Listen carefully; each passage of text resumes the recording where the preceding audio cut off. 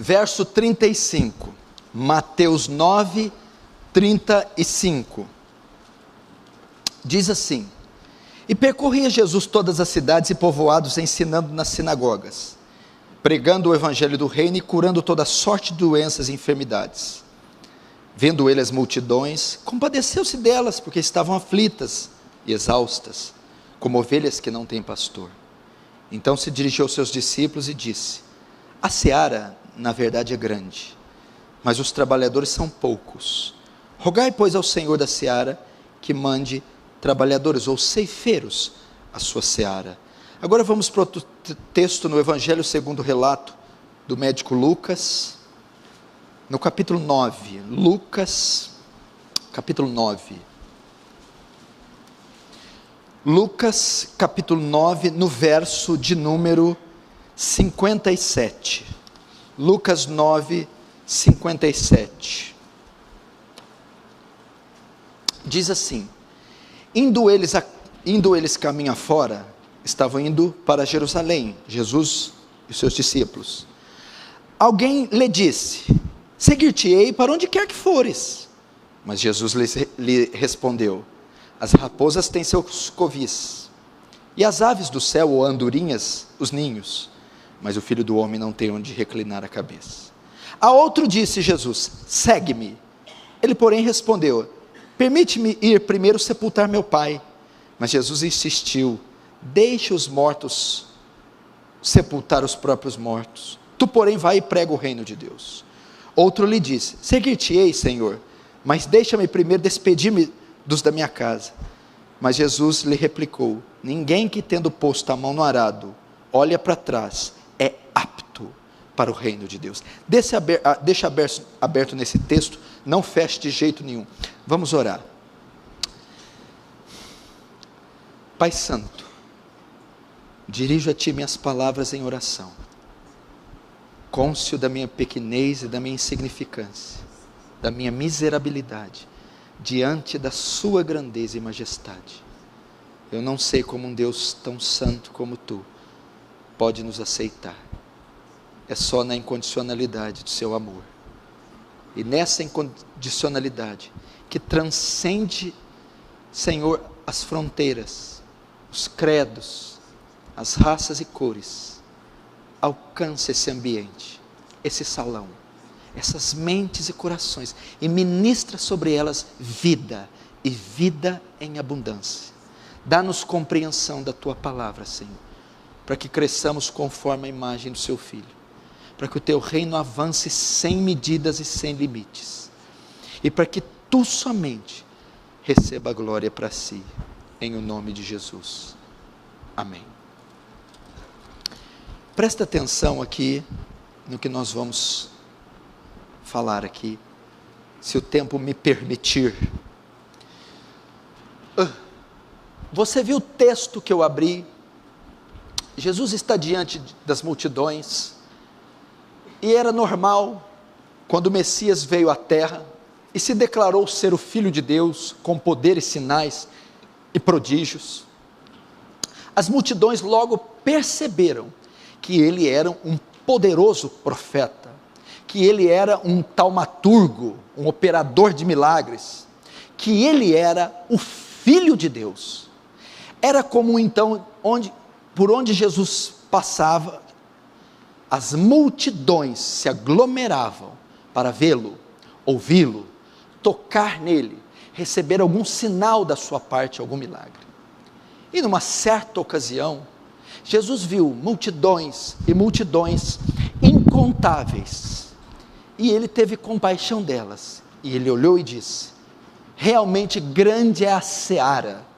Seara, ele estava se referindo a uma plantação, ele estava dizendo uma plantação, grandes hectares de trigo, mas poucos são ceifeiros, ou seja, há muito trigo, há muita seara, há muitos hectares de plantio, mas poucos trabalhadores para ceifarem esse trigo.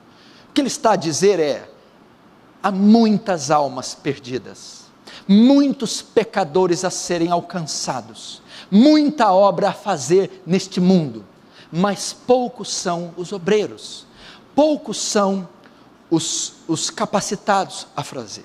Então ele vai dizer: rogai ao Senhor da seara, que envie ceifeiros. Ele pede para que nós oremos, para que Deus levante homens e mulheres de Deus, dispostos, preparados, aptos para servir o reino de Deus. Então quero iniciar essa palavra dizendo a você, na semelhança do tempo de Jesus, a seara continua grande, e talvez ela nunca foi tão grande como nos dias de hoje. A perdição do mundo, talvez o mundo nunca esteve tão perdido como hoje. Uma multidão incontável de milhões e bilhões de pecadores perdidos, almas, países, nações, povos, tribos, etnias, a serem alcançadas, perdidas nos seus pecados, nas suas iniquidades. A falta de mão de obra qualificada, falta pastores qualificados, falta evangelistas, falta obreiros, falta diáconos, falta missionários, falta intercessores, falta pastores. E não só falta em quantidade, como também qualidade. Não é só quantitativamente, como qualitativamente. A deficiência com relação aos obreiros no reino de Deus. A seara continua grande. A seara não só está grande, a seara continua grande e a seara está madura, pronta para a colheita. Mas falta os obreiros, os profetas, os pregadores, homens e mulheres de Deus preparados, destemidos, aptos para o reino. É esse o diagnóstico de Jesus. Paralelo a esse texto, eu abri em Lucas. Jesus está a caminho de Jerusalém, e muitos já sabem da sua missão. A missão do Messias era de pregar o evangelho do reino, instaurar o reino com poder, sinais e com a mensagem do evangelho. E muita gente desejava segui-lo. Muita gente sabia, estava consciente da necessidade da obra. Muitas pessoas estavam conscientes da grandeza, da magnitude da obra e da necessidade de obreiros. E alguns homens aqui, quando Jesus está a caminho indo para Jerusalém, se candidatam ao ministério. Muitos aqui se prontificam, se apresentam diante dele para atuar na obra de Deus. E à luz desse texto, eu quero mostrar aqui 3 características, 3 homens, 3 tipos de pessoas que querem servir a Deus, mas não conseguem. 3 tipos, 3 classes de pessoas que querem servir a Deus, ou 3 tipos de pessoas que podem servir a Deus e não conseguem fazê-lo. Ou 3 tipos de pessoas propícias para servir e não conseguem servir. Você vai acompanhar comigo aqui, que pode ser a história da sua vida. O primeiro deles é o entusiasmado, porém precipitado. O segundo é o que é chamado, porém omisso. O terceiro é o decidido, porém condicionado. Esses são as características de muitos obreiros dentro da igreja, de muitos que têm um chamado ministerial e estão nessa condição. Eles são entusiasmados, porém precipitados. Eles são chamados, porém omissos. Eles são decididos, porém condicionados. Vamos ver a característica de cada um deles e o porquê eles impedem que o reino de Deus avance. Vamos ver onde eles estão falhando para que Jesus venha ainda no século 21 e diga: a seara continua grande e poucos são ceifeiros. O primeiro que Jesus ilustra aqui, no versículo 57, é o entusiasmado, mas precipitado. Vamos ver, verso 57, indo eles a caminho fora, alguém lhe disse: seguir-te-ei para onde quer que fores. Mas Jesus respondeu: as raposas têm seus covis, as aves do céu ninhos, mas o filho do homem não tem onde reclinar a cabeça. Veja só, esse é aquele que é o entusiasmado. Ele viu Jesus, ele viu sinais de Jesus, ele reconheceu que Jesus era o Messias, ele ouviu da fama de Jesus, viu as multidões atrás de Jesus, e viu que Jesus tinha uma equipe com ele, os seus discípulos. E ao ver todo o burburinho, todo o status que Jesus dava, ao ver que era o Messias que andava na terra, ao ver os sinais que ele protagonizou, e ao ver que ele tinha uma comitiva de 12 seguidores fiéis, esse também disse: seguir-te-ei. Ele veio com todo entusiasmo: seguir-te-ei.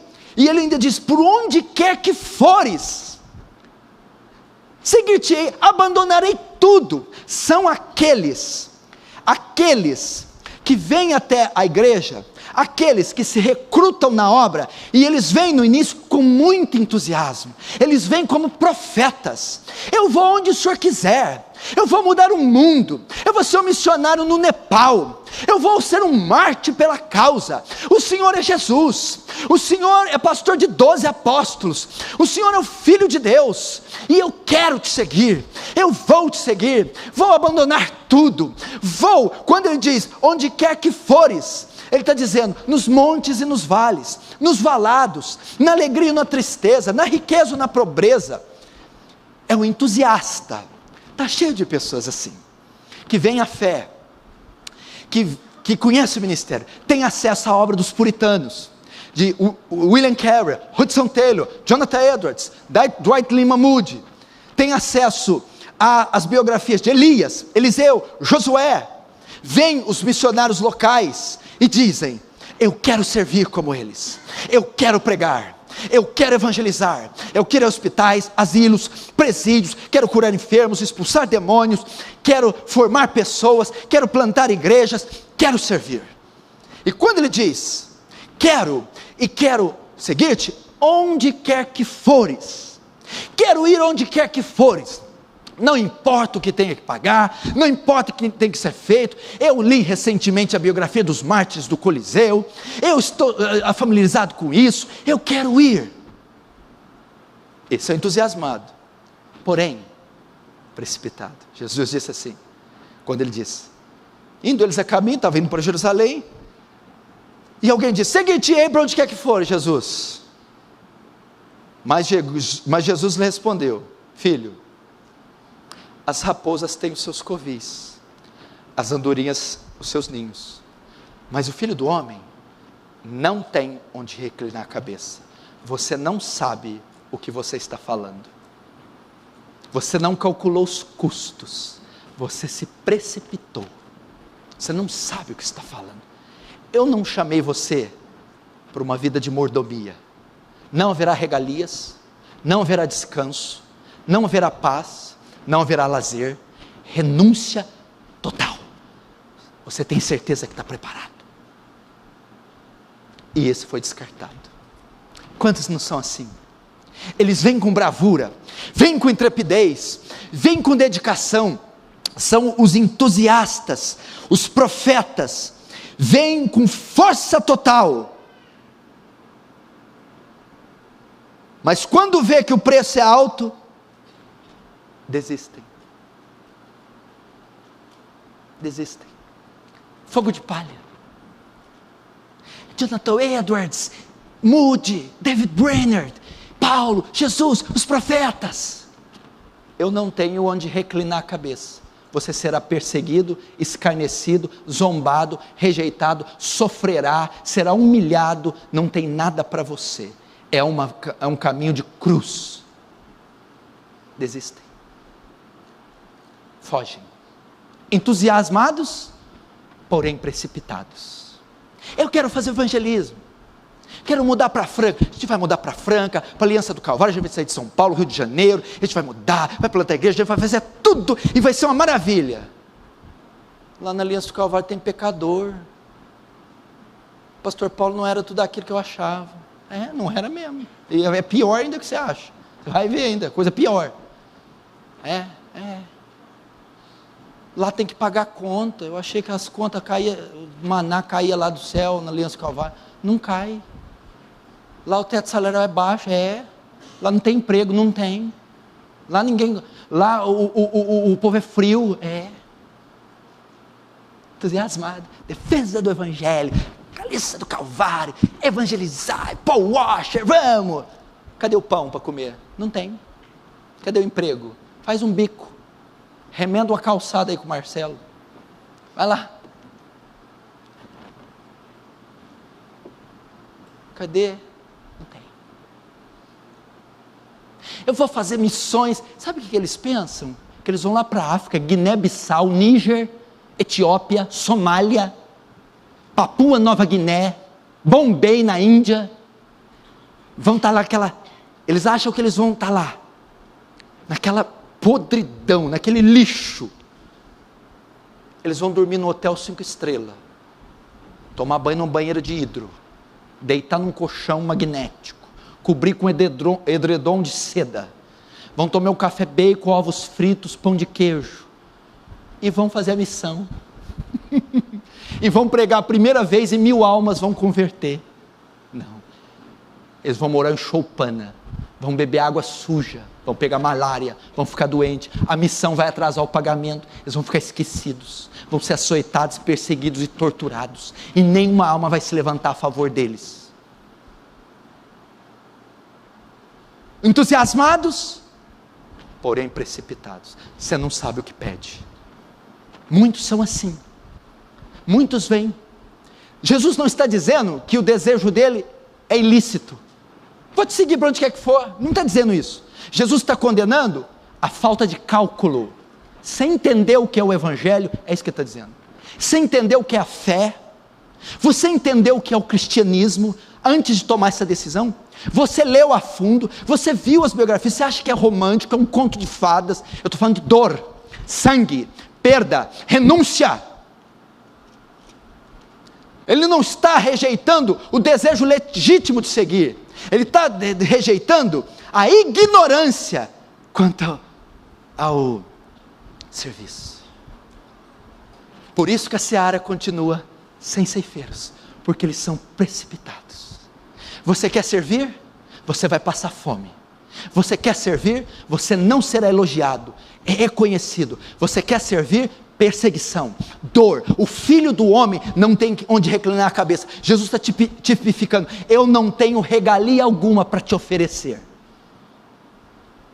eu não tenho bem material algum para te dar, é uma vida de sofrimento. Você está cônscio disso? Sim, então me segue. Mas os entusiastas não. Os entusiastas não fazem isso. Será que você não é entusiasta? E você, por se entusiasmar e se decepcionar, abandonou o chamado? Abandonou a fé? Abandonou, perdeu o interesse? E por conta disso está em desobediência? Esse é o entusiasmado, porém precipitado. O segundo é o chamado, porém omisso. Vamos ver o 58. A outro disse Jesus: segue-me. O outro foi até Jesus, esse não, esse Jesus chamou. O outro Jesus disse, Jesus pessoalmente: segue-me. Olha o que ele respondeu. Ele, porém, respondeu: permita-me primeiro sepultar meu pai. Mas Jesus insistiu: deixa os mortos sepultar os seus próprios mortos. Tu, porém, vai e prega o Evangelho de Deus. Esse é o chamado. Ele viu Jesus. Ele ouviu a voz de Jesus. Ele tinha certeza de quem o chamava. Ele, olha, presta atenção, ele teve um chamado direto, um confronto direto: segue-me. Ou seja, ele ouviu nitidamente a voz, viu Jesus, ouviu o chamado, mas sabe o que ele fez? Não, eu tenho que sepultar meu pai. São os omissos. O que é isso? Você tem convicção do seu chamado, você sabe que Deus escolheu você, você já ouviu a voz de Deus, e você no seu coração já foi colocado uma aptidão, já foi te colocado um dom, já foi te colocado uma inclinação ministerial. Você ouviu Deus falar, você já tem convicção do seu chamado, mas você está o omitindo. É a figura do profeta Jonas, e vê a palavra do Senhor a Jonas: vai para a grande cidade de Nínive e prega a ela. O que Jonas falou? Não, eu vou para Tarsis. O que ele falou? Deixa primeiro sepultar o meu pai. Não está querendo dizer a figura de um velório, deixa eu enterrar ele. O pai estava velho, eu vou esperar o meu pai morrer, depois te sigo. Sabe o que é a história aqui judaica? Se o pai morresse, ele herdava uma herança. Deixa eu receber minha herança primeiro, depois eu vou. Esses são os omissos. Deus chamou você. Deus chamou você, Leandro. Deus chamou você, Jonas. Deus chamou você, Fabrício. Vocês ouviram nitidamente a voz de Deus. Sabem que Ele chamou vocês. Sabem que Ele colocou uma convicção em vocês, por almas, pela pregação, pelo pastorado, pela intercessão, pelas obras. Mas eu tenho que sepultar meu pai primeiro. Omisso. Se esquivou. Fugiu. Para quê? Para herdar a herança. Quantos não são assim?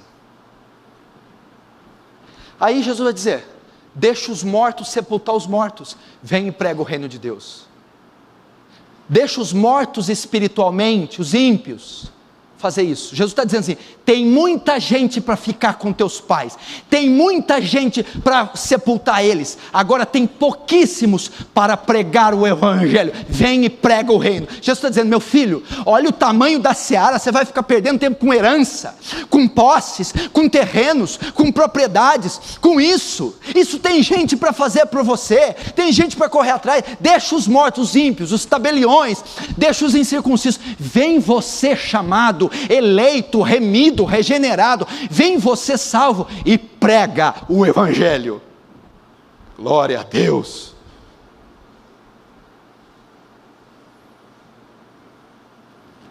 Qual categoria você encaixa? Entusiasmado, porém precipitado.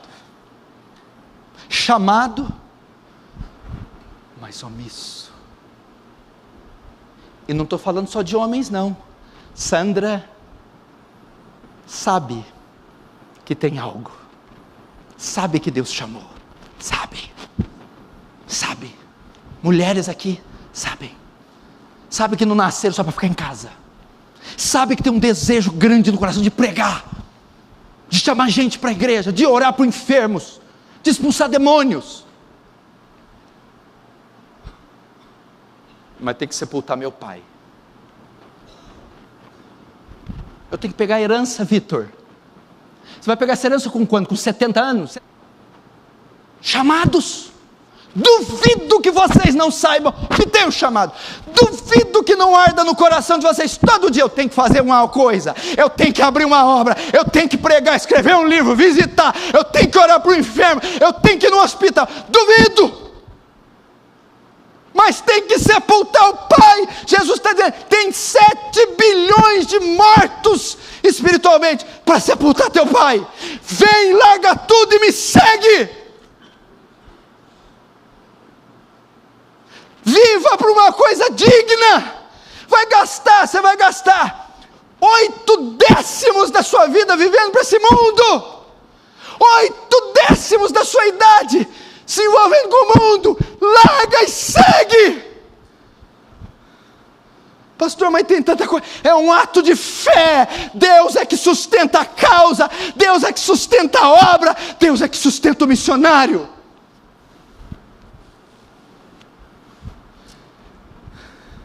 Essa palavra é uma palavra profética para aqueles que têm o chamado, aqueles que o coração arde. Eles sabem, você sabe que Deus chamou, separou você, você sabe disso.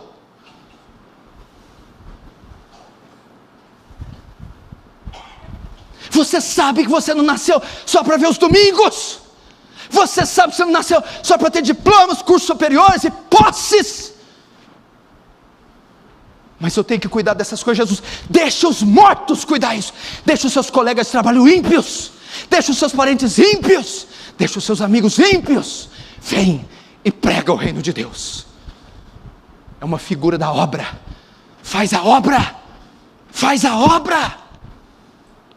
Chamados, mas omissos. Irmão, eu faço a obra desde o meu 2º ano de convertido. Me converti no 2º ano, já pregava, já tinha discípulos, e nunca mais parei.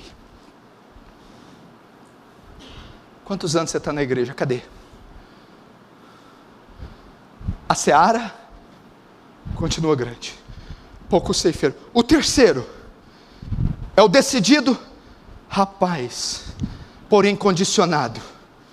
Verso 61. Outro lhe disse: seguir-te-ei, Senhor, mas deixa primeiro despedir-me os de casa. Até aí. Esse decidido, segue-me. Ele falou assim: sigo. Segue-me, sigo, decidido, determinado. Porém, todavia, entretanto, tem uma condição. Tem uma condição. É o chamado condicional. Sigo, prego, evangelizo, faço, com uma condição. Essa é a grande maioria. Qual condição? Mas deixa primeiro despedir-me dos da minha casa. O termo aqui grego é assim, pôr em ordem os negócios. Deixa eu pôr em ordem meus negócios primeiro. Deixa eu pagar minhas contas, comprar minhas coisas. Deixa eu criar uma estrutura. Depois eu te sigo. Decidido, porém condicionado. Eu sigo, mas com condição. Eu sigo, mas com uma condição. A ideia aqui, Denilson, é: vem, segue, depois que eu tiver estabilidade. O lindo da fé, queridos pastores, é que Deus não compactua com a cultura nossa. A cultura da Bíblia é uma contracultura, a cultura do mundo. Jesus está dizendo: deixa tudo isso e vem. E sim, eu sigo, mas primeiro me deixa alcançar estabilidade. Jesus está dizendo: vem desestabilizado. Pôr em dia meus negócios, construir meus impérios, adquirir posses, ter uma estabilidade, depois eu te sigo. O terceiro é o decidido, mas condicionado. Marcelo, a gente vai abrir a sua casa, chega, vai plantar uma igreja lá, na Avenida Brasil, chega, vai ganhar todas aquelas vizinhanças, vai viver o restinho de vida para pregar o Evangelho, e no dia da volta de Jesus, bater continência para ele e dizer: aqui estão as almas, aqui estão as almas que o Senhor me confiou.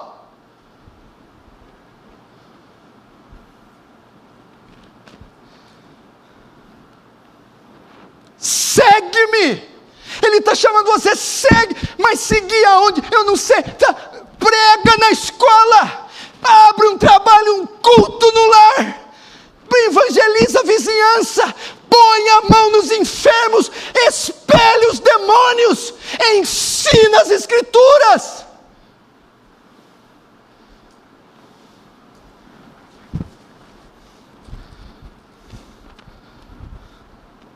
Seguir-te-ei, porém, tem uma condição.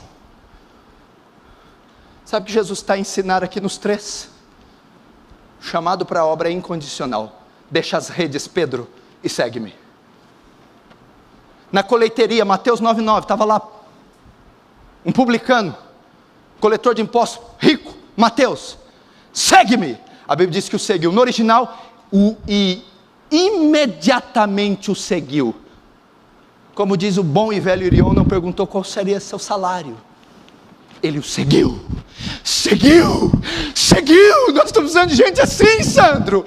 Ele não perguntou qual é o meu salário, aonde eu vou trocar minhas túnicas novas, como eu vou comer. Mateus deixou a colheitaria e imediatamente o seguiu, sem saber onde ia dormir, o que ia comer, o que reservar. Seguiu incondicionalmente, seguiu com todo o coração. Deus precisa de profetas, missionários, obreiros assim, que o amem incondicionalmente.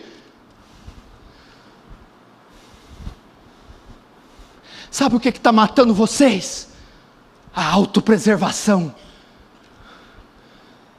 O que é autopreservação? Faço qualquer coisa, desde que isso não me incomode. Paulo vai dizer: em nada tenho a minha vida por preciosa.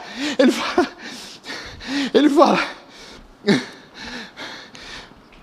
e agora, ligado pelo Espírito, eu vou a Jerusalém, sem saber o que lá me espera, a não ser o que o Espírito me revela de cidade em cidade, prisões e tribulações. Mas em nada tenho a minha vida por preciosa, contanto que possa cumprir a carreira e pregar o Evangelho da graça. Que autopreservação, que nada. Vamos, soldados, vamos marchar, soldados, vamos nessa luta, vamos nessa batalha renhida, vamos aos passos do nosso capitão, vamos seguindo suas pisaduras, vamos.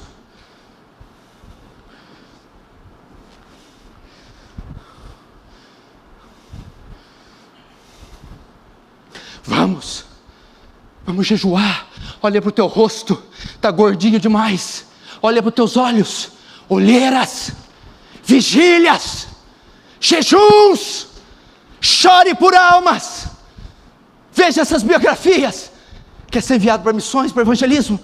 Comece a chorar pela tua rua, parentes, amigos. John Knox dizia: dá minhas almas da Escócia, senão eu morro. David Brainerd dizia: tenho que comer e vestir, mas contanto que me dê almas, viverei. Não posso viver sem almas.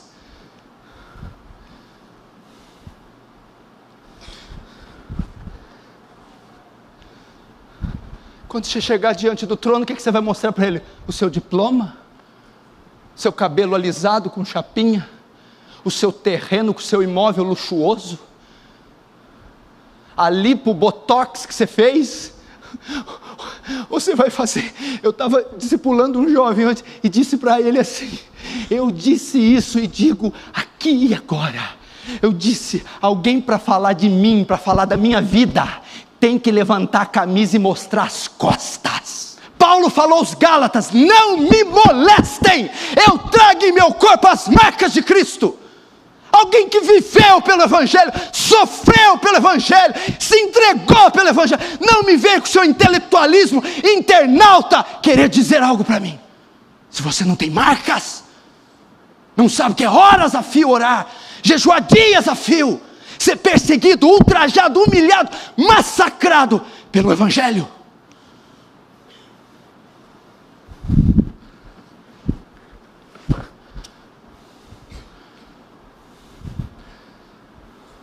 Segue-me, segue-me, deixa tudo e segue.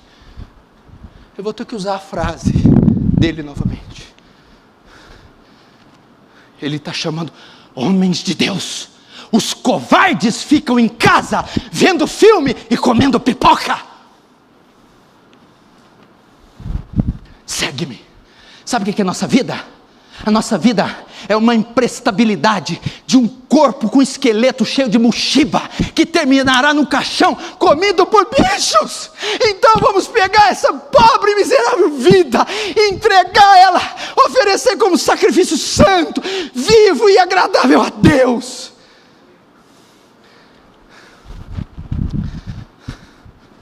Como Jesus vai terminar? Olha o que ele diz, 62. Mas Jesus lhe replicou: ninguém que tendo posto a mão no arado, olha para trás, é apto para o reino de Deus. Jesus vai resumir a parábola. Ele vai agora classificar os três Jefferson.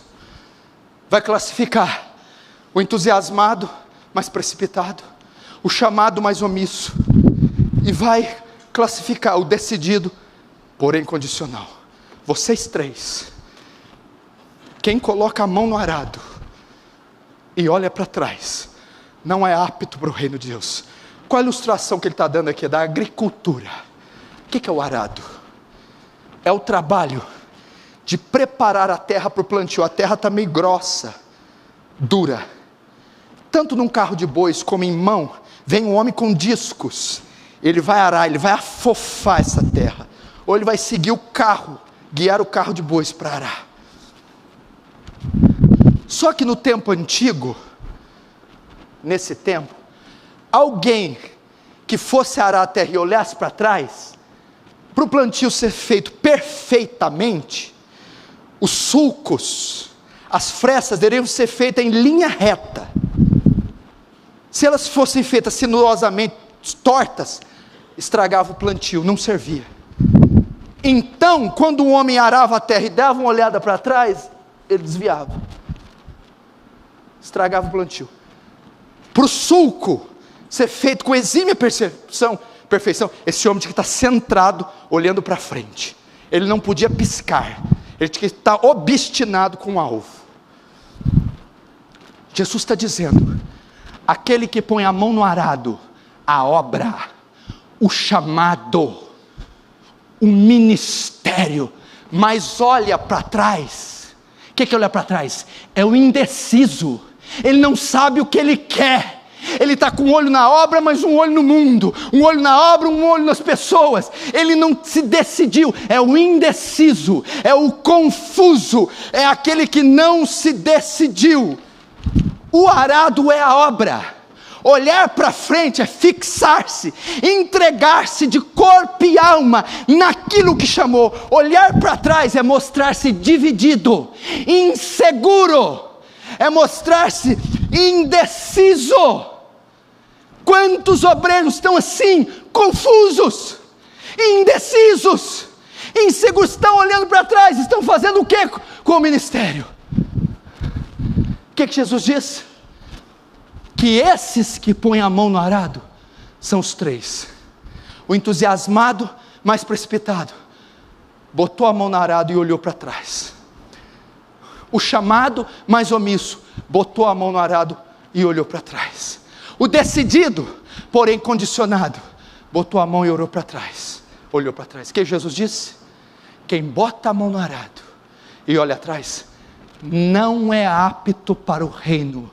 Nenhum deles foi apto, nenhum deles foi qualificado para o reino, nenhum deles podia seguir. Não, Jesus está dizendo: eu não preciso de entusiastas precipitados, eu não preciso de chamados e omissos, não preciso de decididos, mas condicionados.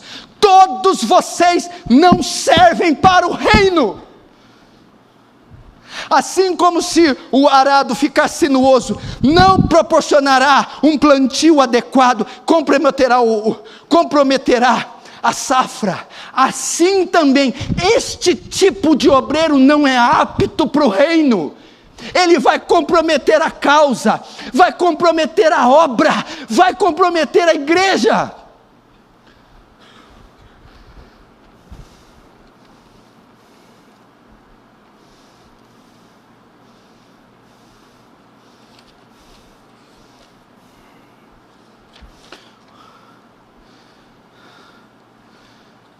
Mateus 6,24 diz: ninguém pode servir a dois senhores, porque há de odiar um e amar o outro, ou se dedicará a um e desprezará o outro. Não pode servir Deus e a mamon.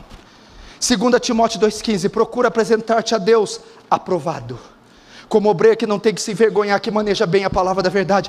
A palavra aprovada aqui no original, dokmos. Timóteo, você quer ser obreiro? Quero. Você quer ser pastor? Quero. Você quer ser missionário? Quero. Você quer pôr a mão no arado? Quero. Mas você tem que ser dokmos, apto, habilitado, decidido, aprovado. Então sirva-me. Agora, quem olha atrás, quem é indeciso, confuso, precipitado, quem é condicionado, omisso, não pode servi-lo. A seara continuará grande, e poucos continuarão os ceifeiros. Ninguém que põe a mão no arado e olha para trás é apto para o reino de Deus. Como o Senhor vai desfechar essa palavra? Eu estou vendo o rosto, eu não preciso falar. Eu tenho absoluta convicção, eu tenho, como o ar que eu respiro, que corações inflamaram aqui. Eu tenho absoluta certeza que pessoas hoje, tiveram convicção do seu chamado. Hoje, jogaram a toalha. Hoje, absoluta certeza. Você vai se entregar para Ele. A ideia aqui é estupenda, porque nós não estamos acostumados. Somos uma geração pompom. Somos uma geração mimada, uma geração, como diz Charles Studi, pirulitos acaramelados. Jesus, Ele está dizendo aqui, é um ato de bravura, é um ato de fé, é viver, é um chamado incondicional. Jesus não propôs nada a eles não sabiam onde iriam, eles não sabiam o que iam granjear, eles não sabiam com quais confortos iriam contar, eles não sabiam o que ia ser das almas deles, e Jesus não disse, Jesus só disse: segue-me incondicionalmente, segue-me com todo o seu coração, segue-me. O que é isso? Um ato de fé, de audácia, de ousadia, de atrevimento. Meu Deus do céu, nós temos que voltar a ter homens assim, pastores assim. Essa reunião de oração amanhã tem que ferver de crentes. Se eu não ver você aqui amanhã às 7, é um sinal que você não é chamado, é um sinal que você é um entusiasta e precipitado, chamado e omisso, é um sinal que você é decidido, mas condicionado. O que você vai temer? Eu estava ensinando para um jovem aqui, com 28 anos de idade, eu era o maior evangelista dessa cidade. Com 28 anos de idade eu já tinha feito um jejum de 30 dias só bebendo água. Com 28 anos eu tinha pregado para essa cidade inteira, já era um pregador da palavra, um evangelista, um missionário. E eu não tinha um carro, eu não tinha uma esposa, eu não tinha um imóvel, eu não tinha um diploma, eu não tinha nada, eu não tinha ninguém, mas eu tinha uma fé que me impulsionava. Eu tinha um capitão a quem eu batia continência às manhãs e ia pregar o seu evangelho. E hoje tudo que eu tenho foi Ele quem me deu, sem que eu buscasse. Fé. Como eu queria ver jovens saltando aqui, jovens se entregando incondicionalmente. Ivan Roberts tinha 16 anos quando pediu um avivamento na Nova Inglaterra. Daniel, quando confrontou e peitou o Império Babilônico, tinha 16 anos. José, quando foi vendido, tinha 17. Davi, quando derrotou o gigante filisteu, tinha 17.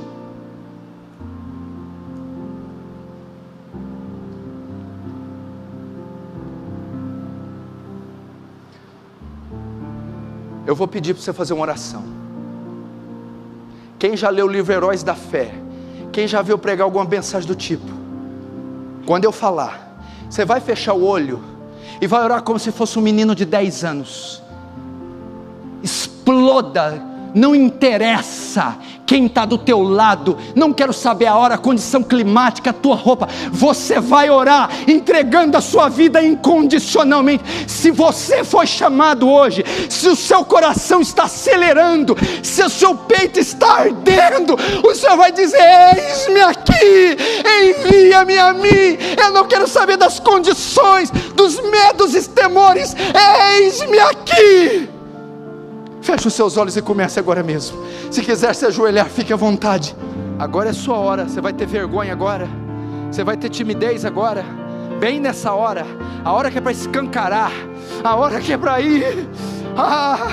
Não perca essa oportunidade por nada. Diga: eis-me aqui, eis-me aqui, eis-me aqui. Saiba que essa oração sua está sendo ouvida. Essa oração está sendo ligada no céu, está sendo selada, ouvida, recebida. Por isso a faça